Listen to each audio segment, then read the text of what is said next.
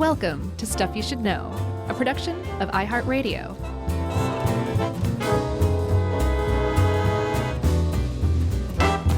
Hey, and welcome to the podcast. I'm Josh, and there's Chuck, and Jerry's here too.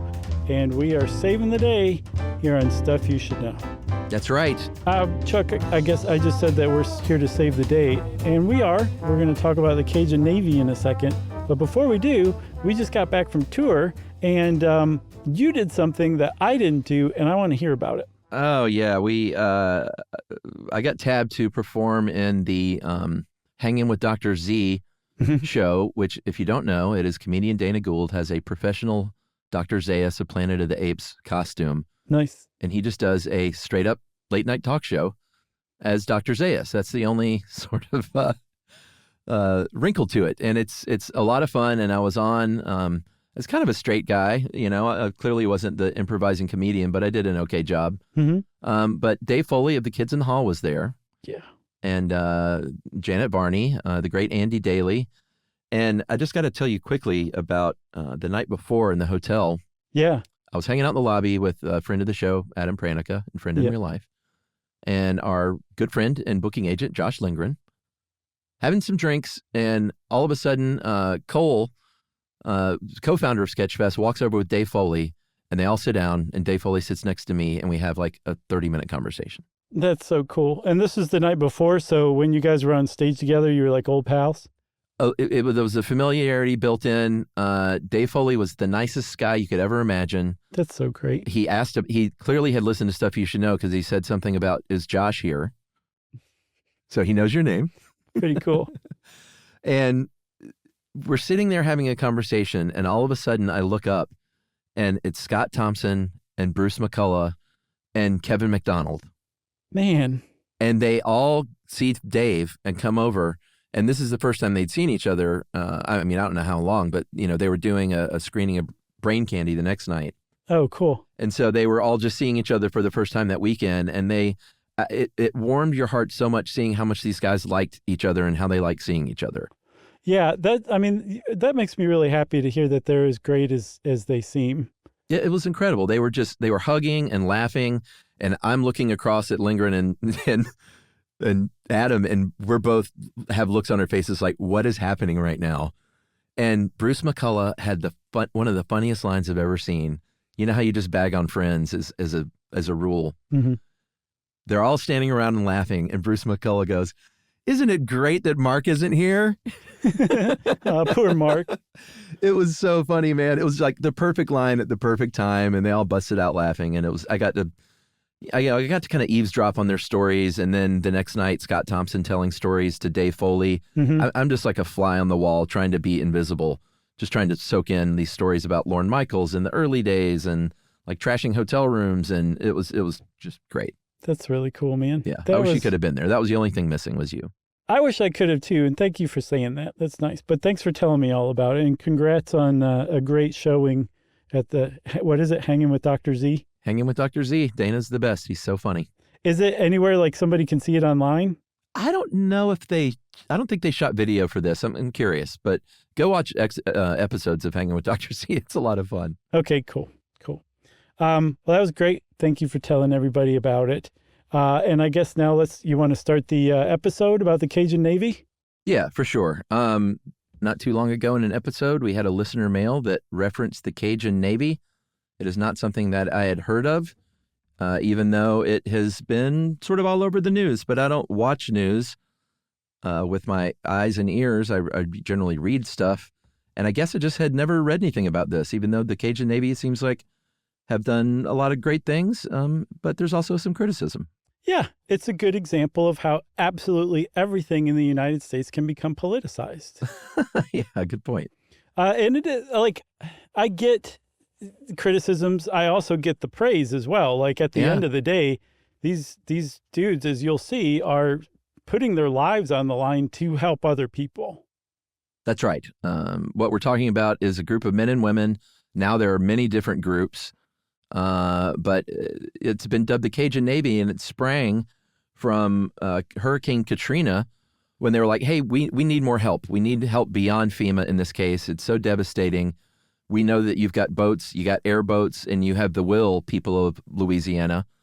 And the call went out, and people came to help and helped a lot, and they were dubbed the Cajun Navy. Yeah. So although the Cajun Navy, as we'll see, like as we understand it today, really kind of developed in 2016, basically all the origin stories, all competing origin stories trace themselves back to Katrina. And that is a good place to start because that is one of the best examples of government failing its people that has happened in recent history. The Bush administration, FEMA, like they just botched helping people. And so there was a really big vacuum that other people who were just basically moved to go help people who'd just been left behind. Like, hey, good luck on your roof. Hopefully everything works out. People got their own boats. They got their own trailers. They drove to New Orleans and got as close as they could. They put their boats in when they hit the water, and they went and rescued those people themselves. No one paid them. No one even really asked them to do this. They just knew that people were in trouble. They knew that they could help them. And so I think as Governor Kathleen Blanco later said, when she was kind of talking about this retrospectively, she said it was Louisiana people helping Louisiana people. Yeah, for sure. There were some asks and calls for help. There was a Louisiana state senator named Nick Gautreaux, and he went on the TV and the radio during Katrina, and he said, "Hey, if you've got a boat, we need your help. There's a mall outside of New Orleans and Lafayette, about 150 miles away, and we could use some people." And he thought maybe 20, 30 people might show up. Close to 400 people showed up, and they ended up forming an 8-mile convoy of trucks and boats. And in the end, CBS News reports that they rescued 10,000 people during Katrina alone. Yeah, and this is where they were dubbed the Cajun Navy later on. But this is just, it's astounding. Like from the outset, it was just amazing. Like just the number of people who showed up, the number of people they saved. And this is exactly the kind of thing that people love to read about, hear about, see about, because it's like, yes, people are still basically good. And then on the other hand, we also, as a country in particular, love to start picking apart everybody, including heroes who selflessly act. That's right. The guy who would later become one of the founders of the United Cajun Navy, and like we said, there's I think close to 30 or more people or groups, organizations who have dubbed themselves some version of a Cajun Navy like this. Yeah. Well, we should point out that only 3 of those are nonprofits. Yeah, that's a big deal. Yeah, it's a red flag in some cases. But this guy's name was Todd Terrell, and he owned a seafood business that was completely devastated during the first few days of Katrina. So he lost everything. And after that, he didn't take his shrimp net and go home. He said, I'm going to help rescue people. And so he kind of headed up a lot of this and ended up one of the actual founders of the United Cajun Navy, like I said. Yeah, and the United Cajun Navy is one of the big ones, maybe the biggest, definitely the most professionalized, and they are a 501c3 nonprofit. But the Cajun Navy moniker itself is shared by a number of different groups, like you said. And there's something about these people in particular that make them, they have a very specific set of skills, I guess you could say. One, a lot of them are Cajun and grew up, spent their whole lives and still spend a lot of their time out on the bayou in boats that are designed to navigate obstacles in very shallow water. That is to say, airboats? Airboats, pirogues. Yeah. Okay. Those two. Right. I think bass boats also, they use a lot of bass boats. So not only are their boats designed for this, they have a lot of experience, say, getting around a dumpster, but say in the form of like a cypress tree and all of the knees. Like they know what they're doing. They're expert boatmen and boat people. How about that? Yeah. And so there's a really like big incentive to welcome these people because they know what they're doing. The issue is, as we'll see again and again, they are expert boat people. They don't necessarily have search and rescue training. And that's one of probably the biggest, most legitimate criticisms of the whole thing. Yeah, for sure. Even though it was born in Katrina, I believe you kind of hinted that 2016 during the 1,000-year flood of Louisiana when 31 inches of rain fell on Baton Rouge over the course of 24 hours. Insane. It was an incredible amount of rain, completely devastating. The first, when Katrina happened, that was pre-smartphone. 2016, that was the difference, was all of a sudden you had 56 of Louisiana's 64 parishes were declared federal disaster areas, and you had a Cajun Navy at work with smartphones and social media that could triangulate and who could post like, we need people here, we need people there. It became much more organized, much more cohesive in 2016, thanks to, social media and smartphones. Yeah, and in particular, an app called Zello. This sounds cool. I'm going to try this out with the family. Dude, you should go check out the website for the app. Like just their, all the different bells and whistles it has. It is nuts. Yeah? So basically, Zello turns a cell phone into a walkie-talkie. Even if you barely have a signal, you can use it. Like with a low enough signal that you couldn't make a call, you can still use your phone as a Zello walkie-talkie. So cool. It gets even better. It translates. You can speak, and it will translate into another language that you select. That's cool. So you can coordinate with people who speak different languages. And all of a sudden now, all of these people who only had cell phones can now coordinate and organize and be much more effective than just like, say, two guys in a boat and there's two other guys in a boat here. Now they're saying, well, this is where people need the most help. Let's send these guys out here because they're closest to go get those people. Like it was a completely different level of coordination and organization than in Katrina. Does it translate the Cajun accent? I'm not going to say it, but yes, it does. Okay, great. I give you full reassurance. Who could help us with that is our old buddy Doug, right? Doug Shashery. Yeah. Shashery. I've met him backstage at our 2 New Orleans shows. What a good guy. He treats us so well. He brought us boudin. Mm-hmm. And we just went to town on those things. Yeah, so good. Sausage balls, right? Yeah, that's what it is, right? Bready gravy sausage balls. They're amazing. This is so good.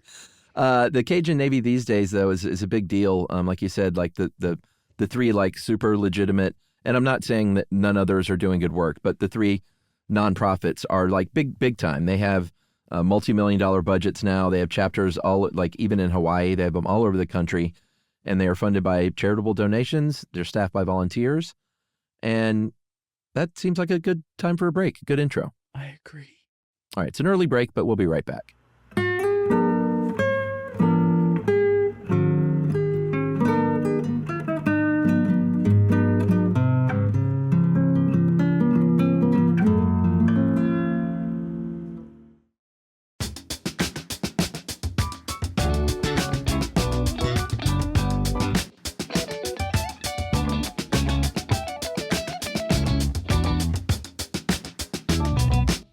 All right, we're back, and we're going to talk about the credo of the Cajun Navy, because if they're known for one thing, that is, like, don't wait around and just save people. Just get things done. And their credo is, it's unofficial, but it seems pretty official, is act first and deal with the consequences later. Right. Which, on one hand, is like, yep, if you are stuck on your roof, that is the kind of person you want to come get you. You don't want them filling out forms to get permission to come rescue you from your roof, right? That's right. On the other hand, there's reasons for regulations. It's safety for everybody. There's reasons for government in that sense, right? This is where the kind of breakdown starts to occur. Yeah, let's start with the good of acting first. You're going to rescue a lot more people a lot quicker. Yeah. You're going to get food and aid to people a lot quicker. Mm-hmm. A very great example of this was Hurricane Harvey, the Category 4 that dumped 60 inches of rain in Texas over a course of 4 days. It was completely devastating, apparently the wettest, costliest hurricane in U.S. history. And because of what happened in 2016, I think they felt like, hey, the call is coming now from Texas. There was a call specifically in one case that was a nursing home in Port Arthur that was underwater. Cajun Navy volunteers rushed out there. They got there. They found, people not able to get out of their wheelchair, stuck up to their knees in sewage water. They hadn't eaten since at least the day before. They were hydrated. Many of them were confused.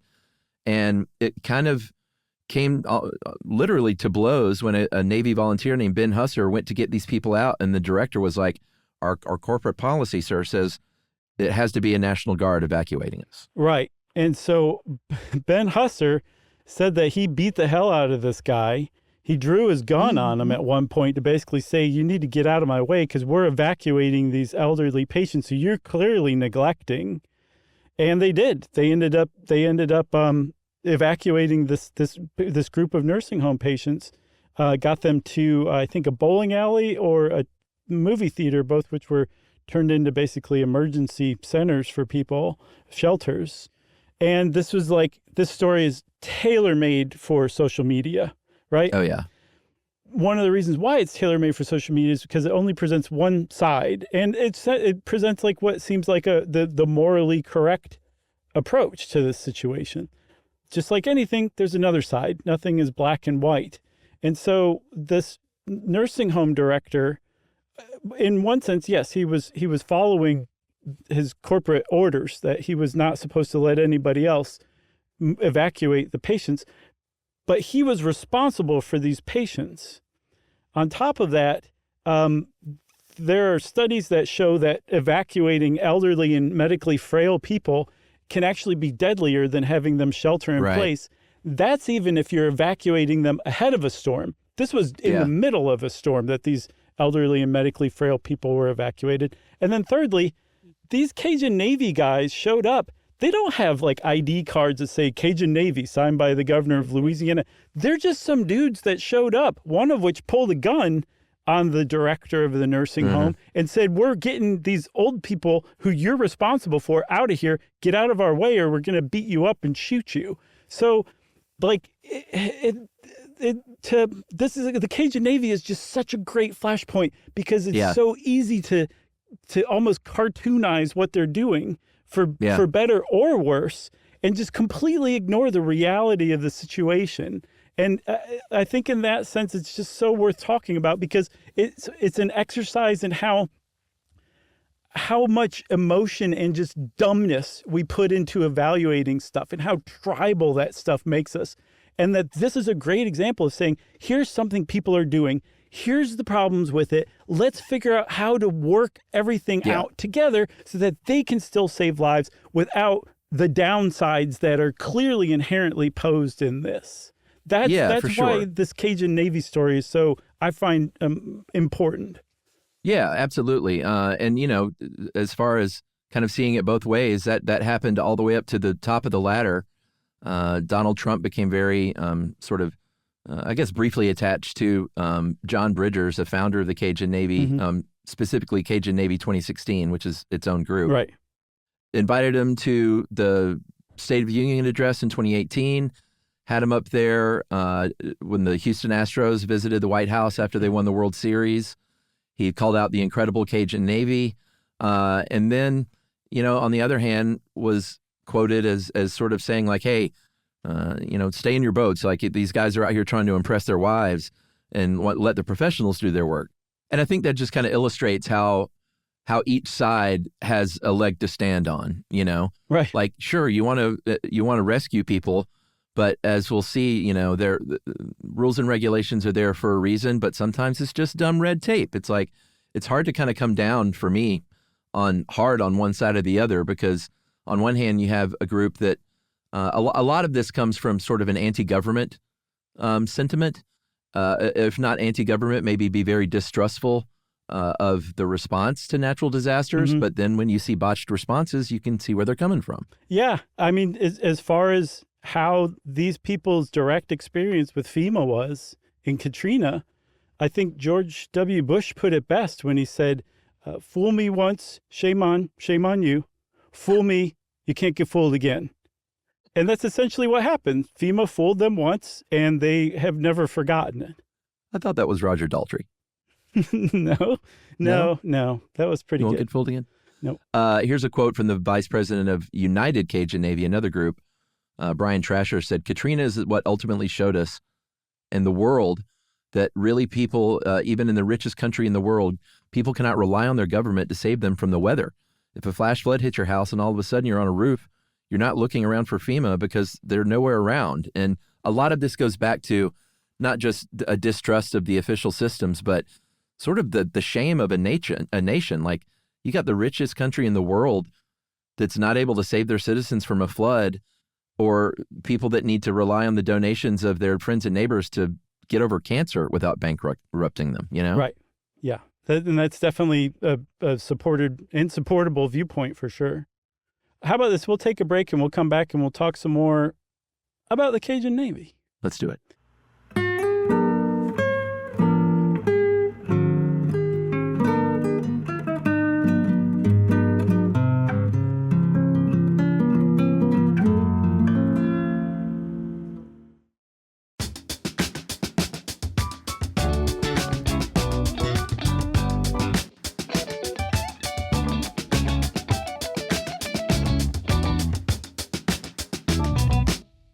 So Chuck, I think you mentioned that 2016 was a really pivotal time, those floods in Baton Rouge, where a bunch of different groups that present themselves as Cajun Navy groups formed.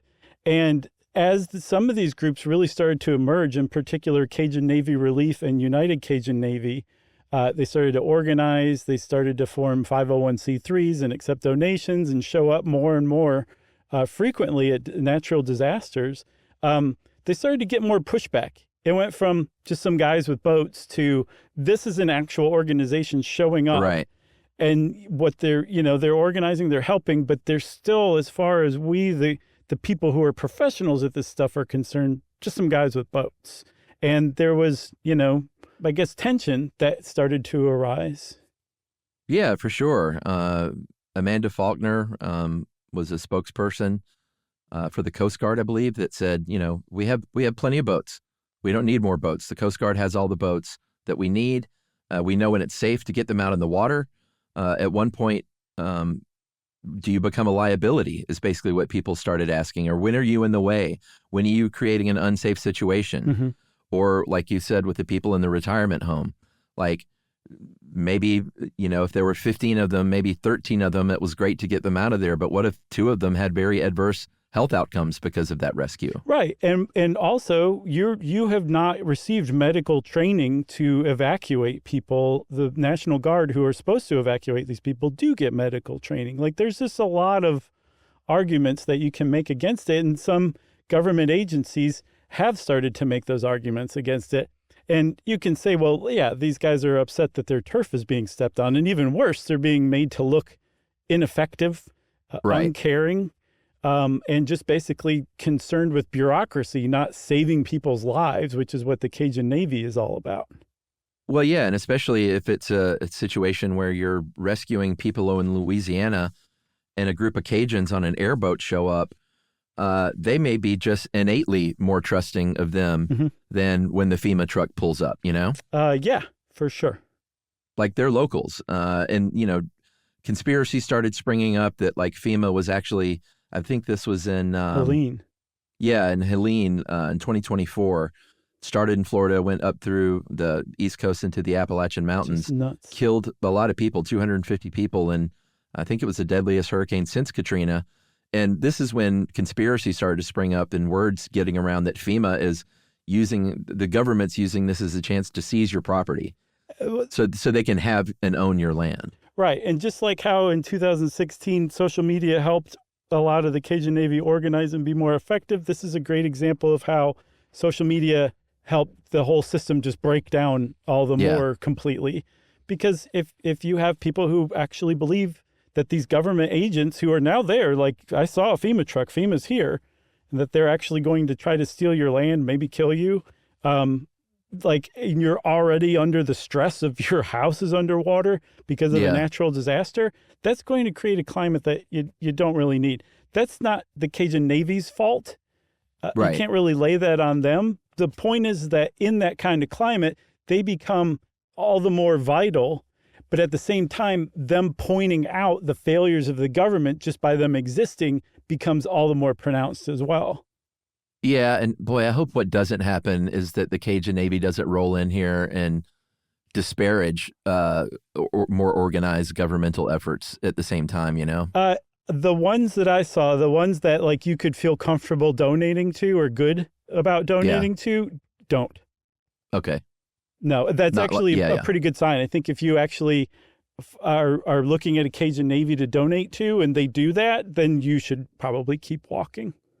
Yeah, and if you look at the sort of more official organized ones, they do try to work with FEMA. They're not combative. Sometimes they do work around FEMA if they think that it is holding up a legitimate rescue or aid coming to someone. Mm-hmm. But Todd Terrell says, we try to work with the government as best we can, but the government can't do what we do. FEMA's not designed to do what the Cajun Navy does, and that's a fact. It's a quicker moving, quicker operating. They make the point that somebody with a laptop or a satellite phone in the Cajun Navy can get supplies there a lot quicker than going the official route, Yeah, like you could say, hey, we have a whole bunch of bottled water we want you to take with you when you take your boat to go rescue people. And that aid that you sent to those people in need could get them in a few hours rather than having to go to a warehouse, be put on a truck, and then the truck has to deliver supplies. Like it is agile, as they say in like the project management world. And that's a huge bonus. I mean, in addition to the fact that these people are risking their lives to save other people for no compensation whatsoever. Yeah, there's a article in GQ by Miriam Markowitz who kind of affirmed what we were saying about, it just shows like people love to have faith in like regular people and they love the hero stories. But points out, I think the quote is, for our efforts to be effective, they need to be large scale and systemic. Mm-hmm. Heroism can't be the exception in a civilized society, and it shouldn't be financed by micro donations through GoFundMe campaigns. We pay taxes for firefighters and police because we can't bank on the whims of our neighbors to save us. And it's these institutions that have cracks that need to be shored up, along with some local volunteer efforts, I think, Yeah, but those institutions that we pay for through our taxes, like we're owed them to be effective and responsive. Yeah. But at the same time, when those things work correctly, that is something that can give the entire nation a sense of pride. Right. In just the same way that stories about everyday people joining the Cajun Navy and saving other everyday people, saving their lives literally, they give you like a reaffirming faith in humanity. If FEMA had showed up and saved everyone in Katrina, that would have given everybody a reaffirmed faith in like the collective good of, say, like an organized government, right? Right. Or maybe even like a sense of patriotism. That's not what's been happening, right? So that's where the breakdown is, I think, that Markowitz is saying, is that our government's failing. And then the presence of the Cajun Navy is just pointing this out even worse. And then worse than that, if we come to rely on essentially crowdsourced or vigilante forms of like supportive efforts, whether it be, say, a fire department, that just basically is a bunch of guys who come out on Saturday nights, but not on Tuesday night if your house is on fire, to say like the Cajun Navy, who may or may not make it out to the natural disaster in your neck of the woods. Like you just can't. You can't rely on people. These people have jobs. They have families. They have stuff they have to do. They're not getting paid for this. So you inherently can't rely on them. Even though they are reliable people, you can't rely on them in every situation. That's why we have these institutions. That's why these institutions have to be, like you said, shored up and step up so that we don't need the Cajun Navy. Yeah, I mean, one of the criticisms or potential criticisms is that it might discourage evacuation if the storm is impending, and people knew from the news or social media that, like, hey, man, you're on your roof, the Cajun Navy will be there, toot sweet, and get you out of there with a bottle of water in their hand. A lot of people might like not follow evacuation orders because they're relying on something that may happen, but it may not. But you could also say the same for the government institutions, Yeah, apparently you really, as a government spokesperson, shouldn't say like, it's going to be worse than this last storm, or it's as bad as, say, this last hurricane, because people will be like, oh, well, I didn't evacuate for that and I made it through fine, you know? So yeah, you can definitely misstep. I think getting people to evacuate's got to be one of the harder things you could possibly do. Oh yeah. Another criticism is that, you know, when you've got people in there, all of a sudden there's more people on the scene. It could create confusion and maybe even hazardous situations, and perhaps even a situation where you're needing to then rescue people from the Cajun Navy who have run ashore or whatever happened that was, you know, bad for their efforts. Yeah, there's a rumor that's it's not true, that some Cajun Navy people showed up to help after or during even Hurricane Michael and got stranded in a hotel and had to be rescued. And they did have to ride out some of the storm in the hotel, but they didn't need to be rescued, and they left from the hotel to go help people. So it seems I couldn't find any instance where somebody who was in the Cajun Navy needed to be rescued themselves. Mm-hmm. And that seems like the kind of thing that would have made news everywhere if that had happened. So it seems to be like a theoretical issue that hasn't happened, but could. Yeah, but it's also like, hey, we rescued 10,000 people in Katrina, but this group of 6 needed some help themselves. It's sort of a flimsy argument, you know? Yeah, it's not like every part of the Cajun Navy all of a sudden all needs rescue as well, you know? Right. Like maybe that kind of thing could happen, but on a pretty small scale. Agreed. Another one is that it just straight up encourages vigilantism. Yeah. And, you know, on the one hand, if the government institutions were there, the Cajun Navy wouldn't necessarily be there because they wouldn't be needed. So there's, you know, there is a place for this. But on the other hand, even if it's morally correct in an instance, you do not want to encourage vigilantism in any form whatsoever, because that is a major facet of mob rule, and you don't want mob rule. So even though this makes a lot of sense, you can make a really good argument that if you look far enough down the road, it's not. Because how long would it be potentially, again, theoretically, before, say, a Cajun Navy guy takes it on himself to start looking for looters, and he starts patrolling things with looters, and he starts shooting at looters? Yeah. This is not this guy's place to shoot at looters, and yet he's taking it upon himself. Like, again, this hasn't happened. It's theoretical, but the point is that encouraging any form of vigilantism can have these knock-on effects that says, well, if you're willing to let people do this, this makes sense too, so let's start doing this as well.